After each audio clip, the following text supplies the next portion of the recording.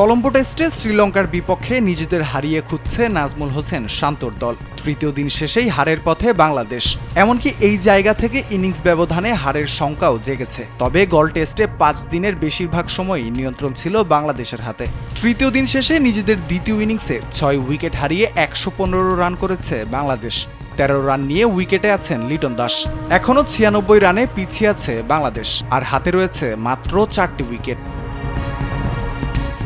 গল টেস্টে 2 ইনিংসে ব্যর্থ ছিলেন এনামুল হক বিজয়। তবুও এই ওপেনারকে কলম্বোতে সুযোগ দিয়েছে টিম ম্যানেজমেন্ট। তবে এবারও ব্যর্থতার বৃত্ত ভাঙতে পারলেন না এই ব্যাটার।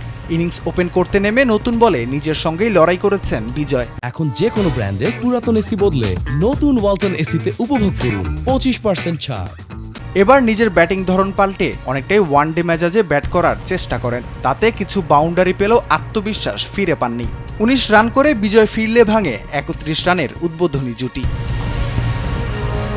বিজয়ের 3 বল পরই ফিরেছেন আরেক ওপেনার সাদমান। ব্যাট হাতে তার ব্যাট থেকে এসেছে মাত্র 12 রান। 3-এ নামা মুমিনুল হকও ছিলেন ব্যর্থ। 15 রানের বেশি করতে পারেননি এই অভিজ্ঞ ব্যাটার। আর এদিকে টপ অর্ডার ব্যর্থতার দিনে আশা দেখিয়েও পথ দেখাতে পারেননি মিডল অর্ডার ব্যাটাররা। শান্ত মুশফিকরা উইকেটে থিতু হওয়ার পরও উইকেট বিলিয়ে দিয়ে এসেছেন। 48 বলে 19 রান করেছেন শান্ত, আর 53 বলে 26 করেছেন মুশফিক। শেষ দিকে নেমে 11 রান করে সাজঘরে ফিরেছেন মেহেদী হাসান মিরাজও।